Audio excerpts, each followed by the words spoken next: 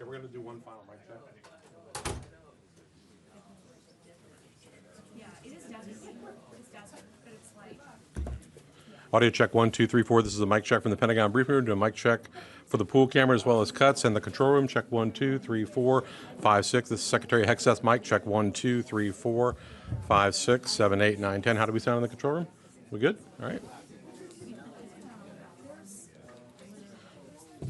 Check 1, 2. This is the chairman's mic. Check 1, 2. We're doing a mic check from the chairman's podium. Check 1, 2 for the cuts, the main pool camera as well as the control room. Check 1, 2. Check, check, check. Audio check 1, 2. How do we sound? Sound good? You good?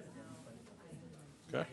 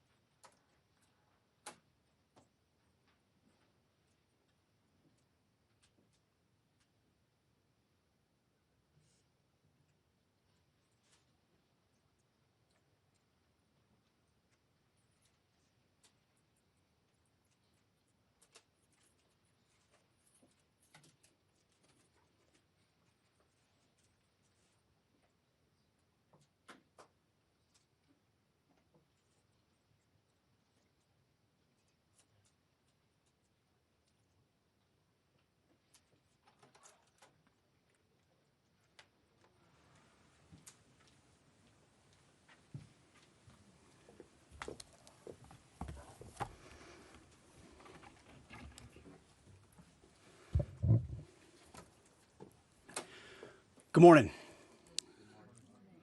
I'll start, as we often do here at the Department of War, with the bottom line up front for the world to hear and the press to actually admit that the United States is decimating the radical Iranian regime's military in a way the world has never seen before. Never before has a modern, capable military, which Iran used to have, been so quickly destroyed and made combat ineffective, devastated. We said it would not be a fair fight, and it has not been. As I stated during our first press conference on day 2, that was 10 short days ago, the combination of the world's 2 most powerful air forces is unprecedented and unbeatable. Between our Air Force and that of the Israelis, over 15,000 enemy targets have been struck. That's well over 1,000 a day. No other combination of countries in the world can do that. So today, as we speak, we fly over the top of Iran and Tehran. Fighters and bombers all day picking targets as they choose. As our intelligence gets better and better and more refined. Looking up, the IRGC and Iranian regime sees only 2 things on the side of aircraft: the Stars and Stripes and the Star of David. The evil regime's worst nightmare. Iran has no air defenses. Iran has no air force. Iran has no navy. Their missiles, their missile launchers and drones being destroyed or shot out of the sky. Their missile volume is down 90%. Their one-way attack drones yesterday, down 95%. And as the world is seeing, they are exercising sheer desperation in the Straits of Hormuz. Something we're dealing with, we have been dealing with it, and don't need to worry about it. We're on plan to defeat, destroy, disable all of their meaningful military capabilities at a pace the world has never seen before. But it's not just that Iran doesn't have a functioning air force, or that their entire navy is at the bottom of the Persian Gulf, or their missile force is shrinking daily. Even more importantly, they also don't have the ability to build more. That's the most important component I'd like to emphasize today. Soon and very soon, all of Iran's defense companies will be destroyed. For example, as of 2 days ago, Iran's entire ballistic missile production capacity, every company that builds every component of those missiles, has been functionally defeated, destroyed. Buildings, complexes, and factory lines all across Iran destroyed. So we're shooting down and destroying what missiles they still have in stock, but more importantly, ensuring that they have no ability to make more. Their production lines, their military plants, their defense innovation centers defeated. Iran's leadership is in no better shape. Desperate and hiding, they've gone underground, cowering. That's what rats do. We know the new so-called not-so-supreme leader is wounded and likely disfigured. He put out a statement yesterday, a weak one, actually, but there was no voice and there was no video. It was a written statement. He called for unity. Apparently killing tens of thousands of protesters is his kind of unity. Iran has plenty of cameras and plenty of voice recorders. Why a written statement? I think you know why. His father, dead. He's scared, he's injured, he's on the run, and he lacks legitimacy. It's a mess for them. Who's in charge? Iran may not even know. With every passing hour, we know, and we know they know, that the military capabilities of their evil regime are crumbling. They can barely communicate, let alone coordinate. They're confused, and we know it. Our response? We will keep pressing. We will keep pushing, keep advancing. No quarter, no mercy for our enemies. Yet some in this crew, in the press, just can't stop. Allow me to make a few suggestions. People look up at the TV and they see banners, they see headlines. I used to be in that business, and I know that everything is written intentionally. For example, a banner or a headline, Mideast war intensifies, splashing on the screen the last couple of days, alongside visuals of civilian or energy targets that Iran has hit, because that's what they do. What should the banner read instead? How about Iran increasingly desperate? Because they are. They know it, and so do you, if it can be admitted. Or more fake news from CNN. Reports that the Trump administration underestimated the Iran war's impact on the Strait of Hormuz. Patently ridiculous, of course. For decades, Iran has threatened shipping in the Strait of Hormuz. This is always what they do, hold the strait hostage. CNN doesn't think we thought of that. It's a fundamentally unserious report. The sooner David Ellison takes over that network, the better. Another example of a fake headline that I saw yesterday: war widening. Here's a real headline for you for an actual patriotic press. How about Iran shrinking, going underground? You see, Iran's leaders are hiding in bunkers and moving into civilian areas. The only thing that is widening is our advantage. Not to mention our Gulf partners stepping up even more, now going on the offense, and have always been with us on the defense with collective and integrated air defenses. Our will, it is unshakable. Our options, maximized, and our capabilities still building. We're going up, they're going down. As I said from the start, President Trump holds the cards. He'll determine the pace, the tempo, and the timing of this conflict. His hand firmly on the wheel, as well as on the throttle setting. America first, peace through strength, in action. From day one, as our nation expects and the President demands, our warriors have fought with lethality, precision, and rapid innovation. In fact, today will be, yet again, the highest volume of strikes that America has put over the skies of Iran and Tehran. The number of sorties and number of bomber pulses, the highest yet, ramping up and only up. And quantity has a quality of its own as we continue to ramp up. Every tool of AI, of cyber, of space, EW, counter-UAS, you name it, we're employing it.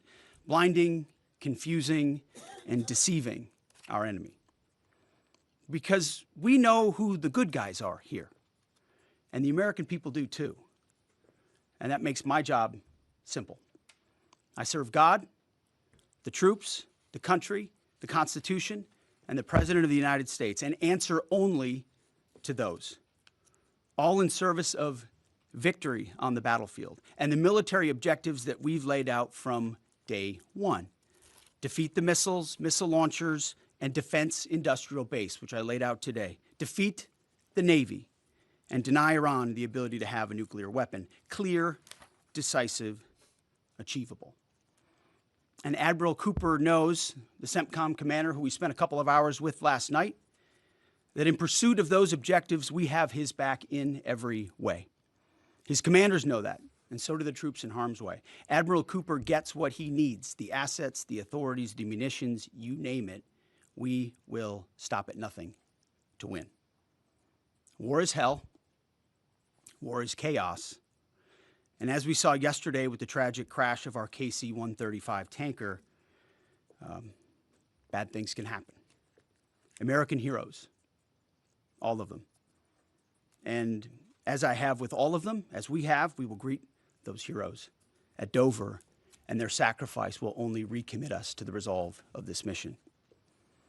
But war in this context and in pursuit of peace is necessary, which is why each day on bended knee we continue to appeal to heaven, to Almighty God's providence, to watch over and give special skill and confidence to our leaders and to our warriors.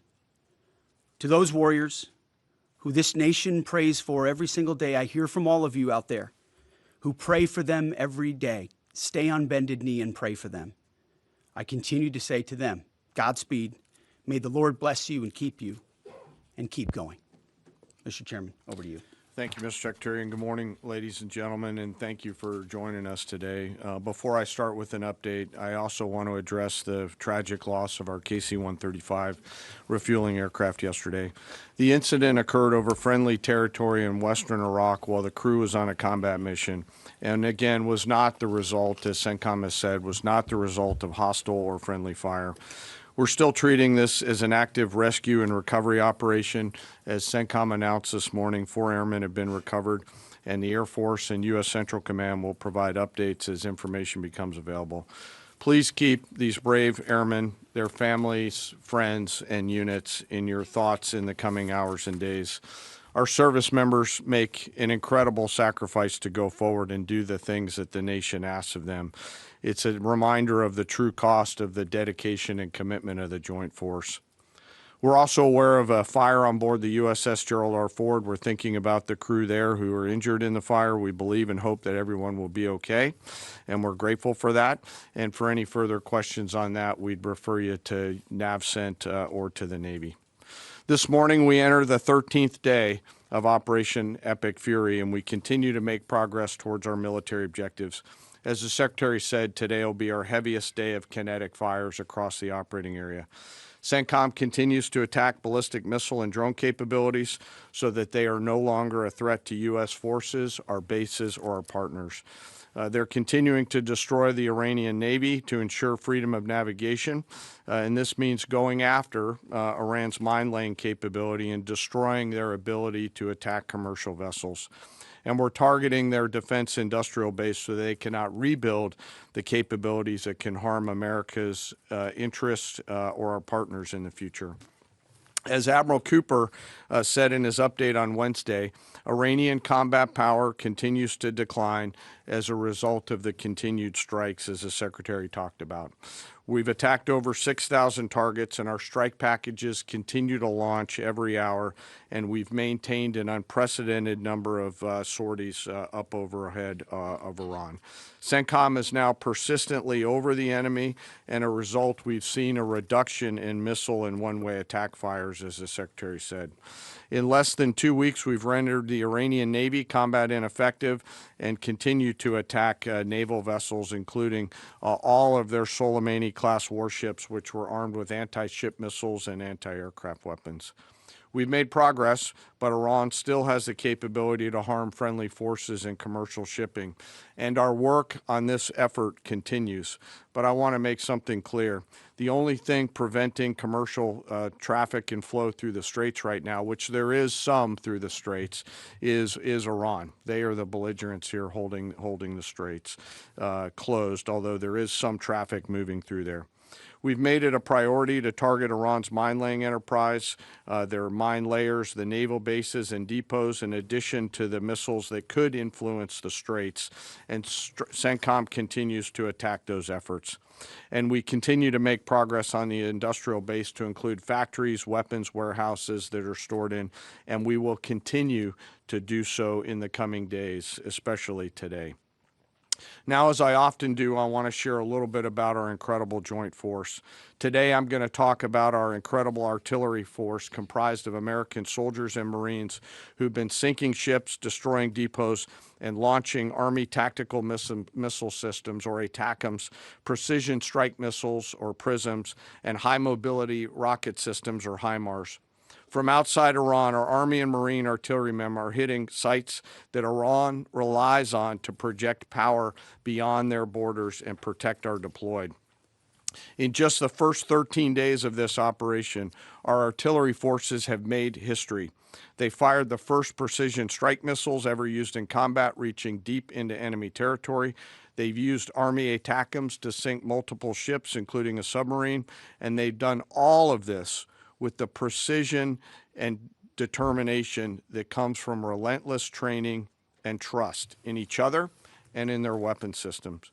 Yesterday, I had the incredible honor and privilege of speaking with some of our young soldiers from the 3rd Battalion, 27th Field Artillery Regiment out of Fort Bragg, North Carolina, the unit and the crew that fired the first precision strike missiles.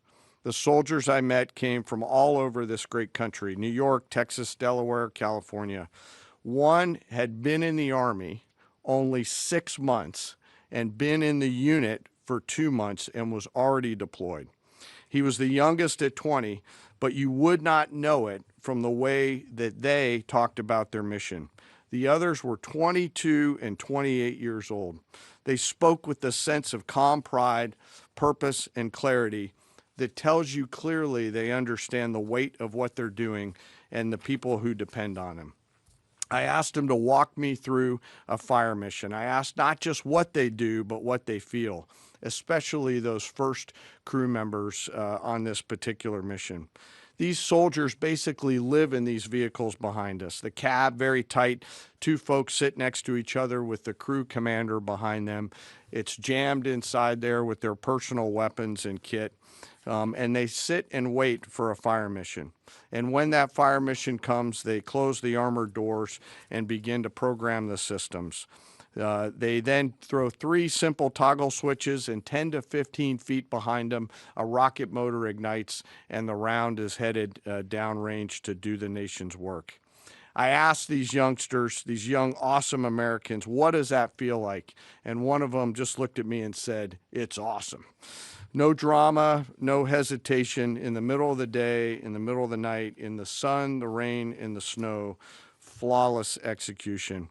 Their Marine counterparts are out there doing the same thing every night. Same work, same pressure, same expectations, same results.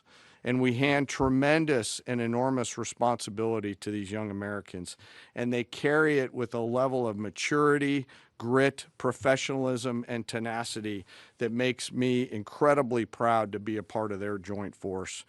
Their parents and families would and should be incredibly proud, and their leaders and I trust them to do the deeds that they must do in difficult circumstances every single time. I also want to touch today I want to touch for a moment today on their leadership. These young Americans are led by extraordinary young leaders out at the tactical edge. Yesterday, the battery commander and her NCO were there with this crew on the same video screen. The 2 of them hardly said a word. They didn't have to. In their eyes, and in particular the commander's eyes, you could see the quiet trust and confidence she had in these soldiers and the rest of their battery. It came through loud and clear, and we appreciate their leadership. When I asked these soldiers yesterday, what is it that you need from the Secretary and I, they looked at each other, paused for a moment, and looked back at me and said, "More rounds, sir." It was awesome. So thank you to those soldiers and Marines out on the firing line supporting our mission, and thank you to their families. Our joint force will continue today to deliver dynamic fires against the enemy from the land, sea, and air. We remain deeply grateful for their service, and for the 3rd time today, I'll mention that today will be our busiest day. This mission remains complex, dangerous, and difficult, and every service member has a family waiting for them to return home. And I want to thank all of the families today who are supporting their deployed forces and those doing the work here in the States. On a personal note today, I also want to thank the Joint Staff and the team that I have the pleasure of working with, some of them right here in this room. They are working 24 hours a day to deliver the options that we must to the Secretary and to the President. Today, as I close, I ask that we remember our fallen and those participating in the recovery operations to bring home our lost KC-135 crew, that we keep those service members and their families in their thoughts and prayers. Those are very, very, very tough days when that knock comes on the door for people on both sides of the door. Again, thank you to our deployed, thank you to our fallen, and to their families, and to the Joint Force. And with that, I'll turn it back to you, sir. Mr. Chairman. Alexandra Ingersoll, One America News. Can you tell us a little bit more about the Strait of Hormuz and when it might be fully operational again? And how do we ensure our objective of denying Iran a nuclear weapon if they continue to align with our adversaries? So I'll take it and chime in, Mr. Chairman, if you'd like it all. I want to emphasize what the chairman said about that. The only thing prohibiting transit in the Straits right now is Iran shooting at shipping. It is open for transit should Iran not do that. Now, there's a reason why we chose as one of our primary objectives destroy the Navy.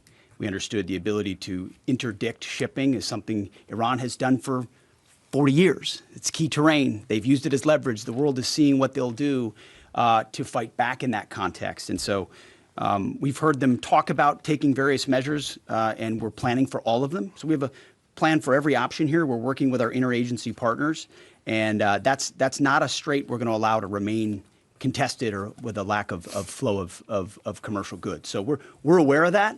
We're laser focused on our military objectives, but also want to make sure our partners across this government understand we're working with you to make sure that energy flows. And that's an important part. And the second question was on the nuclear capability. As we've said from the beginning, their strategy shifted just from defense of their nuclear facilities to a conventional umbrella of so many missiles that no one would challenge their ability to the opportunity to defeat their nuclear capabilities. And it was growing by the day. So with Iran at its weakest moment, going at that ballistic missile capability creates an opportunity to ensure at any point in time that Iran give up their nuclear capabilities, or if need be, you prevent them from doing it, as the president has done once already with Operation Midnight Hammer, obliterating those capabilities. So the conventional side is a huge part at getting at denying nuclear capabilities, if you have anything you want to add. Appreciate the question. I'm not going to comment on what we may or may not be thinking about any options that the Joint Force could be tasked to do in the future, whether it's on the nuke matter or anything else. Thank you. But we have options. The mines that are in the Strait of Hormuz and our ability to, obliterate them? We retain a range of options to solve a whole variety of problems, and that is one set of options that we have, that we hold on to. So, Absolutely. Thank you. Thank you, Secretary Hegseth. Mary Margaret with Daily Wire. Thank you both for the update. ABC News has updated its story from yesterday, clarifying that the FBI report on Iran possibly striking California was unverified. I just want to ask you, what impact did that original reporting have on the public, and does Iran even have the ability to conduct such a strike? And then just really quickly on another note, what role did Vice President Vance play in counseling the president on this conflict? Can you speak to some of the media reporting suggesting that there is a division there? That reporting on California obviously had no impact on us. Also, we're used to bad reporting. We're used to ill-informed reporting. And so it doesn't change how we operate, but we engage with it to prove that it's not true, as CENTCOM has done so well. Ultimately, I look at the reports on a daily basis of our interagencies all over it. My partners across government are all over, looking for indications and warnings, keeping the American people safe. There's a lot of things Iran has said it can do for a long time, thankfully, including engaging their proxies and getting them involved in the fight, which they haven't been able to do. So we're watching that very closely. And as far as the vice president, he's an incredible member, leader of this team as well, alongside the president and the Secretary of State. I can't say enough great stuff about this team, how it works together, how it provides options to the president, and the vice president every single day is a key voice in that, an indispensable voice in that, actually. In the middle there, red tie, yes. Michael Gordon, Wall Street Journal. Iran is thought to have 440 kilograms of highly enriched uranium in at least 2 locations and several thousand kilograms of lower purity material. Can you conclude this mission successfully without physically taking control of that material, or are you counting on diplomatic negotiations to provide some measure of control leading to its removal? You've mentioned missiles, you've mentioned drones, military industry. You haven't stipulated that taking care of that material is a mission priority. We've said from the beginning, deny Iran nuclear weapons as a core mission. We retain options across the spectrum to ensure that they never do. And President Trump has said that. And that's why this mission actually couldn't have been possible without Midnight Hammer, without what those B-2s did going across and obliterating those facilities. That set the condition for the opportunity to do what we're doing now. So the president's kept his eye focused on nuclear capabilities. And I will say we have a range of options, up to and including Iran deciding that they will give those up, which of course we would welcome. They weren't willing to do in negotiations. I would never tell this group or the world what we're willing to do or how far we're willing to go, but we have options for sure. Right next to him. Me? No. Right there. Right here, sir. Right here? I'll take it for Quarter sure. zip right there, yep. No, you, yep. Okay, thank you, sir. Can you please provide some guidance? It's been 13 days in. Can you please provide some guidance, both of you, about the strike on the girls' school?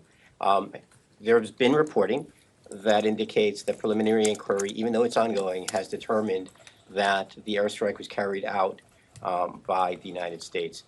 Given that there is another competing narrative that this was done intentionally, can you provide us with some guidance about whether this was the case? Secondly, we are also getting, we had heard yesterday from Energy Secretary Wright that said that the U.S. Navy would not be ready until the end of the month to provide escorts through the Strait of Hormuz. Is that an accurate assessment? And if so, can you tell us why? Thank you. Well, with an issue on your first topic, an issue of such seriousness, we're not going to let reporting lead us or force our hand into indicating what happened in a particular situation, because the truth matters. So I can report that CENTCOM has designated an investigating officer to complete a command investigation. The command investigation will take as long as necessary to address all the matters surrounding this incident. And the investigating officer is from outside CENTCOM and is a general officer. But I will note to this group and to the world, there's only one entity in this conflict between us and Iran that never targets civilians. Literally never targets civilians. I look at the process that's used on dynamic strikes or on boat strikes and others. We have a very high fidelity process in that case. So we don't target, Iran does. We will investigate, and we'll get to the truth, and we'll share it when we have it. Absolutely. And what was the second About the question? Strait of Hormuz, about the Navy, Secretary I mean, Wright. it's a tactically complex environment, and before I think we want to take anything through there at scale, we want to make sure that we do the work pursuant to our current military objectives to do that safely and smartly. So we're continuing to develop. And we do a options. lot of work. Yeah. And like I said, it is dynamic, but this is, I think, almost by 20% the largest day of strikes. And as I said, our intelligence just gets better and better. That feedback loop feeds itself. And as we refine those targets, it exponentially increases what we can hit and why, to include strategic things the world's talking about and looking at. And it's our job to have a plan for it, which we do, to address it, and ensure that the president has options. We've done that from the beginning in this department. He'll have options on that topic as well. Right here. The United States, they thank carried you. out that strike, sir? An investigation is an investigation. That's what it is. It doesn't mean anything other than that. Yes.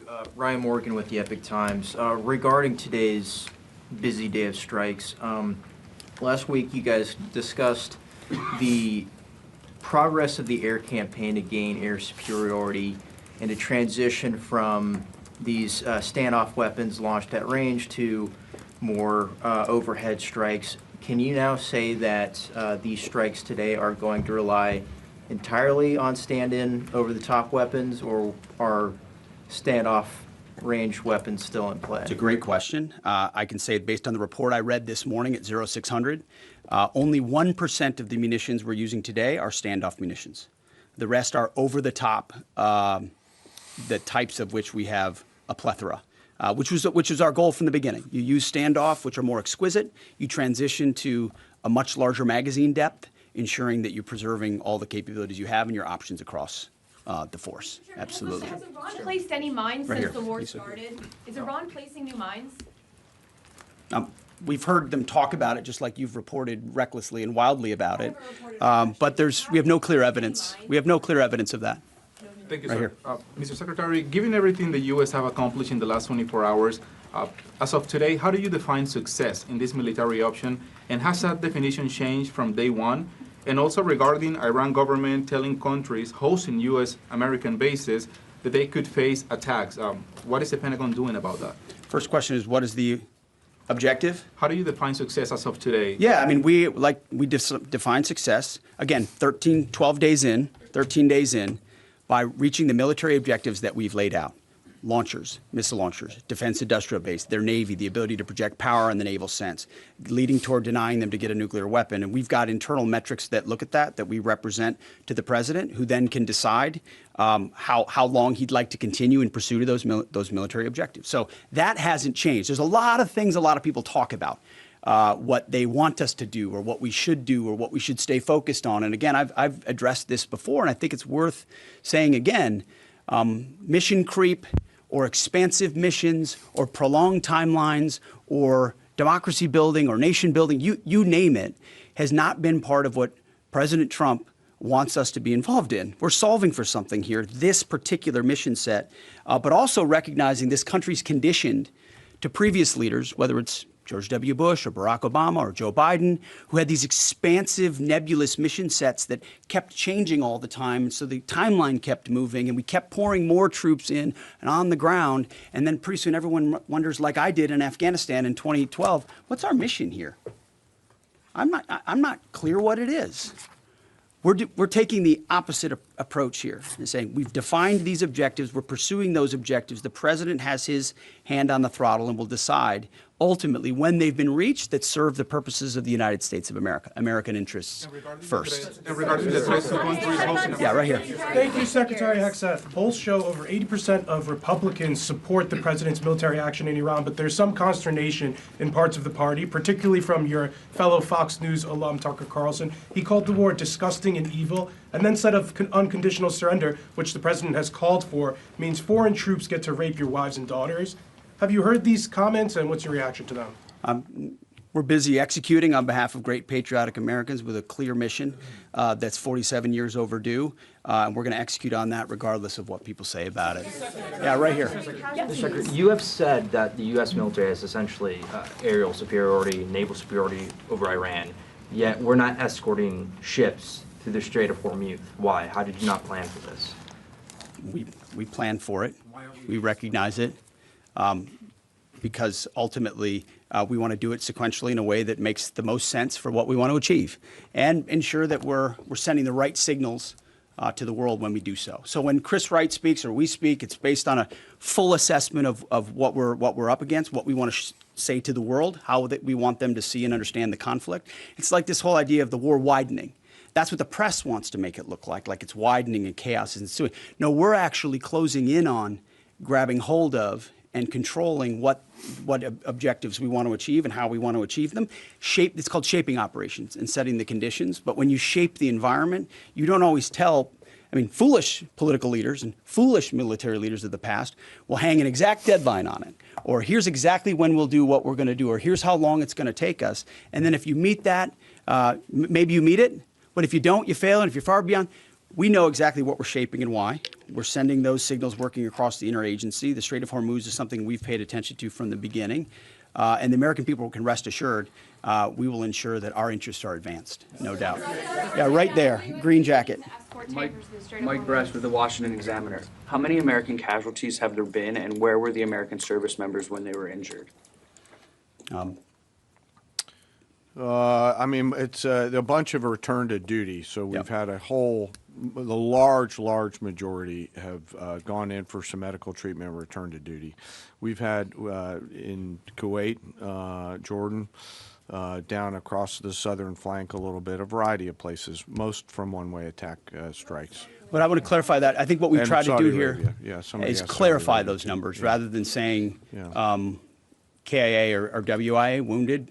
Be more clear about that because the overwhelming majority, almost 90%, thank God, are returned to duty. Minor injuries returned to duty, and so that number can look a certain way, and our job is to add some fidelity to it. Absolutely, right here. Yeah. Thank you, Mr. Secretary. David Zia, Real America's Voice. Can you share what types of munitions have been used on the attacks on commercial shipping? Have any hit mines? And are USVs, unmanned surface vehicles, being used? And just a quick follow-up, were there any arrests in Fort Campbell with the drone thefts? I'm not familiar with the Fort Campbell thing. The strikes that Iran has taken on shipping up north in the vicinity of Kuwait have been, I believe, from surface-to-surface missiles up there. We've not seen any USV activity out of Iran that we've seen in the Gulf at this point. Nor have any ships hit mines or anything there's like been that. no, It's still flowing through you. the There's strait. been no strikes that we. One more time, right here. Thank you so much. Heather Mullins, Lindell TV. My first question is, President Trump is set to meet with Xi Jinping in a couple weeks. How much support, if any, has China been given the Iranian regime? And then the second question, just You know, I know President Trump calling for an unconditional surrender from Iran. Given that the U.S. is working in partnership with Israel on this whole operation, is Iran expected to meet demands of both countries or just the U.S., and what are those demands? Well, we're proud to partner with the incredible capabilities the Israelis have, but our objectives are our objectives. And so when those are met, as we meet those, we'll set the tempo of when those are met. What was the first question? He's meeting with Xi Jinping Oh, in a yeah. couple The president weeks. has a What's China's has role in all of a it? historic relationship with President Xi. They look forward to having a dynamic conversation.